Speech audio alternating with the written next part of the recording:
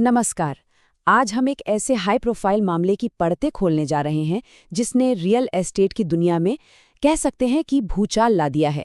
ये मामला है प्रवर्तन निदेशालय यानी ईडी और देश के सबसे बड़े डेवलपर्स में से एक राहेजा डेवलपर्स के बीच टकराव का।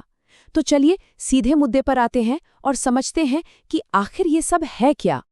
जरा सोचिए, एक तरफ है एक रियल एस्टेट का बाहुबली जिसने गगनचुंबी इमारतों का एक पूरा साम्राज्य खड़ा कर दिया है, और दूसरी तरफ देश की सबसे ताकतवर वित्तीय जांच एजेंसी जो किसी भी गड़बड़ी की जड़ तक पहुंचने के लिए जानी जाती है। और जब ये दोनों आमने सामने आते हैं तो नतीजा होता है एक ऐसी कार्रवाई जो एक साथ कई शहरों में होती है। ये सिर्फ एक जांच नहीं है, ये एक ऐसा तूफान है जो पूरे के पूरे उद्योग को हिलाकर रख सकता है। तो चलिए सबसे पहले उस घटना की बात करते हैं जिसने इस पूरे मामले को सुर्खियों में ला दिया, मतलब वो छापेमारी की कार्रवाई। आखिर उस दिन हुआ क्या था? देखिए, सब कुछ शुरू हुआ सुबह सुबह। ईडी की अलग अलग टीमें दिल्ली, एनसीआर और हरियाणा समेत कई जगहों पर एक साथ पहुंच गईं। दोपहर होते होते ये खबर आग की तरफ फैल गई कि निशाना कोई और नहीं बल्कि रहेजा डेवलपर्स है। शाम तक जांचकर्ताओं ने बहुत सारे जरूरी दस्तावेज, कंप्यूटर हार्ड ड्राइव्स और फाइनेंशियल रिकॉर्ड्स सब अपने कब्जे में ले लिए थे। और फिर देर रात ईडी के सूत्रों ने कंफर्म किया कि ये कार्रवाई एक बहुत बड़ी वित्तीय गड़बड़ी की जांच का हिस्सा है। मतलब पूरी तरह से एक सुनियोजित और बड़े पैमाने पर की गई कार्रवाई थी ये। तो इस पूरे कहानी के दो मुख्य किरदार कौन हैं? एक तरफ है कानून का रखवाला और दूसरी तरफ एक कारोबारी दिग्गज। आइए इन दोनों को थोड़ा और करीब से जानते हैं। ये टकराव असल में दो ताकतों के बीच है।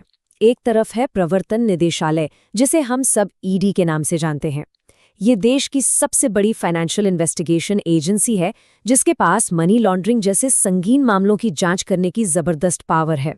और दूसरी तरफ है रहेजा डेवलपर्स, एक ऐसा नाम जिसने दशकों से भारत के रियल एस्टेट मार्केट को एक नई शक्ल दी है। तो जाहिर है जब ऐसी दो ताकतें टकराती हैं तो उसका असर बहुत दूर तक जाता है। अच्छा, एक बहुत जरूरी सवाल ये है कि ईडी को इतनी शक्ति मिलती कहाँ से है? तो इसका जवाब है पीएमएलए यानी prevention of money laundering act. ये 2002 का कानून ईडी को ये अधिकार देता है कि वो गैर कानूनी तरीके से कमाए गए पैसे या प्रॉपर्टी का पता लगाए, उसे जब्त करे और पूरे मामले की तह तक जाए। यही कानून इस पूरी जांच का आधार है। चलिए अब आते हैं मामले के दिल में। ये समझने की कोशिश करते हैं कि जांचकर्ता आखिर किस चीज के पीछे पड़े हैं। ये सारा खेल पैसों के लेन देन का ही है। तो वो बड़ा सवाल, आखिर ईडी को रहेजा डेवलपर्स में ऐसा क्या मिला जिसके लिए इतनी बड़ी कार्रवाई की जरूरत पड़ गई? आरोप है क्या? जांच के केंद्र में है एक बहुत बड़ी रकम। आरोप ये है कि घर खरीदारों से उनके सपनों के घर के लिए जो करोड़ों रुपए जमा किए गए थे, उन्हें कथित तौर पर उस प्रोजेक्ट से निकालकर कहीं और इस्तेमाल कर लिया गया। ये आंकड़ा ही इस मामले की गंभीरता को दिखाता है, क्योंकि ये उन हजारों लोगों का पैसा है जिन्होंने अपनी जिंदगी भर की कमाई लगा दी थी। तो ये कथित घोटाला काम कैसे करता था? इसको 3 आसान स्टेप्स में समझते हैं। पहला स्टेप, कलेक्शन, मतलब घर खरीदारों से खास हाउसिंग प्रोजेक्ट के नाम पर पैसा इकट्ठा किया गया। दूसरा स्टेप, डाइवर्जन। आरोप है कि उस पैसे को उस प्रोजेक्ट में लगाने की बजाय उसे कथित तौर पर शेल कंपनियों, यानी वो कंपनियां जो सिर्फ कागजों पर होती हैं, या फिर किसी दूसरे प्रोजेक्ट में भेज दिया गया। और तीसरा स्टेप, लॉन्ड्रिंग। फिर उस पैसे को निवेश या खर्च के तौर पर वापस सिस्टम में लाया गया ताकि वो बिल्कुल कानूनी लगे। ईडी इसी उलझे हुए मनी ट्रेल को सुलझाने में लगी है। जैसा कि ईडी के एक सूत्र ने कहा, जांच का असली मकसद अपराध की आय का पता लगाना है। इसका सीधा मतलब है कि एजेंसी ये पता लगाने की कोशिश कर रही है कि वो पैसा आखिर गया कहाँ, किसके पास गया और उसे कैसे छिपाया गया। अब जब हमने आरोपों को समझ लिया है तो चलिए अब आगे बढ़ते हैं और ये देखते हैं कि इस जांच के दूरगामी नतीजे क्या हो सकते हैं, क्योंकि इसका असर सिर्फ एक कंपनी तक सीमित रहने वाला नहीं है। इस मामले का असर कई लोगों पर पड़ रहा है। सबसे पहले तो वो घर खरीदार हैं जिनका पैसा और भविष्य दोनों दांव पर लगा है। फिर आते हैं निवेशक और बैंक, जिन्हें अपने पैसे डूबने का डर है। खुद कंपनी को कानूनी कार्रवाई और अपनी साख पर लगे बट्टे का सामना करना पड़ सकता है।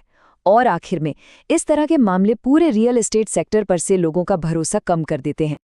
ये चार्ट देखिए, ये बहुत अच्छे से दिखाता है कि बाजार की सोच पर इसका क्या असर पड़ता है। छापेमारी से पहले सेक्टर में भरोसे का एक लेवल था, लेकिन इस खबर के आते ही ये भरोसा तेजी से नीचे गिरा और आगे क्या होगा ये अभी कहना मुश्किल है। ये दिखाता है कि कैसे एक बड़ी कंपनी पर लगे आरोप पूरे उद्योग के लिए एक नेगेटिव माहौल बना सकते हैं। और अंत में हम इस सबसे बड़े सवाल पर आकर रुकते हैं, क्या ये सिर्फ एक कंपनी से जुड़ा मामला है या फिर ये रियल एस्टेट सेक्टर के अंदर मौजूद किसी बड़ी सिस्टमैटिक प्रॉब्लम की तरफ इशारा कर रहा है। इस जांच का नतीजा चाहे जो भी हो, ये बात तो तय है कि ये आने वाले समय में इंडस्ट्री के लिए कई चीजें तय करेगा। ये सोचने के लिए एक बहुत ही महत्वपूर्ण सवाल है।